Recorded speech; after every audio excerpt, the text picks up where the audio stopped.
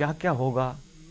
امن کا زمانہ خود اپنے اس لفظ سے ہی واضح ہے کہ امن کے زمانے میں کیا ہوتا ہے، یعنی کائنات ظہور امام پر مثل جنت بن جائے گی، کوئی کسی کا حق نہیں کھائے گا، کائنات سے غربت تنگ دستی مٹا دی جائے گی، جھوٹی بیماریاں، جھوٹی عدالتیں یہ ختم کر دی جائیں گی، زمانہ در انتظار عدالت، عدالت در انتظار مہدی۔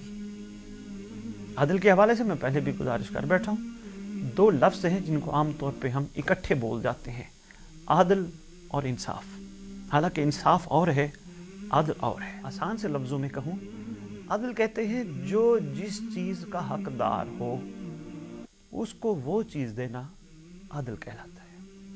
انصاف ہم عام طور پہ اکٹھا لفظ بول جاتے ہیں، عدل و انصاف، مگر ان میں بہت فرق ہے۔ تو سرکار نے عدل قائم کرنا ہے۔ ظہور کے بعد کیا کیا ہوگا، امن کے زمانے میں کیا کیا ہوگا، محبت، بھائی چارہ، خلوص، یہ تفرقہ بازی ختم ہو جائے گی، انسانیت کو معراج حاصل